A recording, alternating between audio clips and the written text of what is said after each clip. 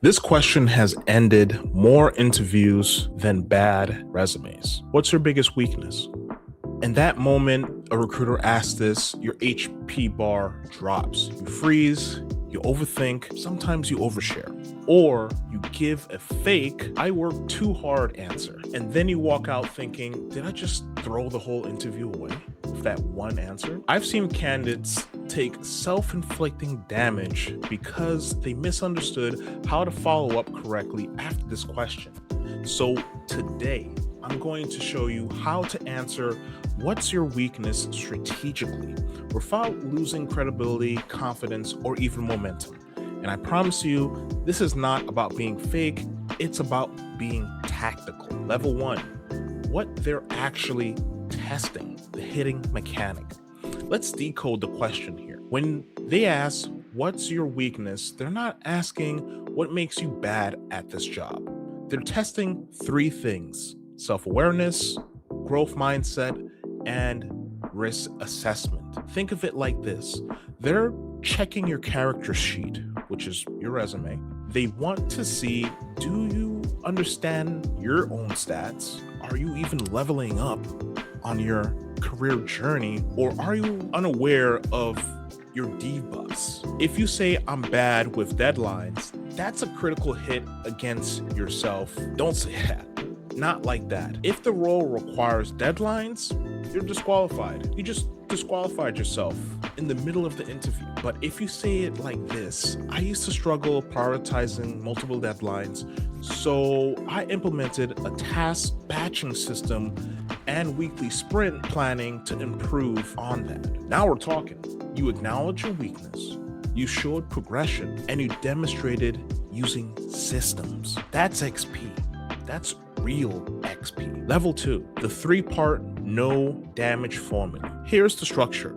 Step 1, pick a real but non-core weakness. I'm not talking about essential to the role. If you're applying to be, let's just say, an accountant, right? Don't say pay attention to detail. If you're applying to sales, don't say communication. Pick something more adjacent. For example, if you're in marketing and you say something like, I used to overanalyze campaign data before launching. That's not fatal, it's human. Step 2, show awareness. This is key here. Say when you realized it. For example, this is how you go about saying it. I realized this was slowing down decision-making early in my career. Remember, self-awareness equals emotional intelligent buff. Step 3, show the system upgrade. This is where most people hit the game over screen, so pay attention. They say I'm working on it. That's weak. That doesn't really give the recruiter or hiring manager much to work with. So level it up and say this instead. I implemented a 48-hour review window and created a decision checklist to move things faster without sacrificing my accuracy. That shows real growth here. This is a solid tip, but the next one is the real level up. You know what's painful? Walking out of an interview, replaying your weakness answer over and over and over again in your head, wondering if that last sentence costs you getting to the next level of the interview, or worse, the offer. You don't need to feel that way anymore, because this question isn't about exposing the flaws. It's about showing your evolution wins interviews. Level 3, how to show your weaknesses in interviews. Let's go through some examples for different builds on how to show your weakness in interviews. Analysis build. Weakness. I used to focus too heavily on perfect accuracy before presenting findings. Upgrade. I now present insights early and refine collaboratively. Project manager build. Weakness. I struggled delegating early on in my career. Upgrade. I now use RACI frameworks to clarify ownership and prevent bottlenecks. Entry-level build. Weakness. I used to hesitate speaking up in meetings. Upgrade. I now prepare 1 insight or maybe even 2 questions before every meeting to contribute confidently. You notice a pattern here. The weakness shows humility because humans like to talk to humans. The system shows leadership and action. Level 4, what not to say. Instant damage. Don't say or do any of the following. Listen up. I'm a perfectionist. Recruiters hear this 20 times a week, maybe even more. Trauma dumping. This isn't a therapy session. It's an interview. I don't really have a weakness.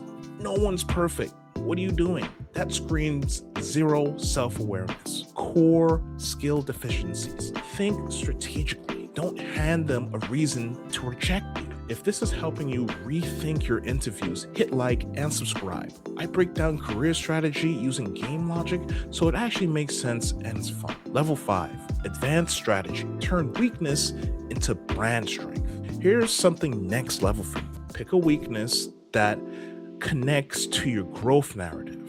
So, for example, I used to say yes to everything because I wanted to prove myself early on in my career. That sounds very vulnerable, but when you pivot that into something like this, I've learned that protecting focus is more impactful than overcommitting. Now you sound more strategic. You turn a debuff into a discipline and you level it up for yourself. That's meta. So let's do a quick recap. Don't pick a core complicity weakness. Show self-awareness. Show a system improvement. Tie it into growth and avoid cliched answers. This question doesn't have to drain your HP during interviews.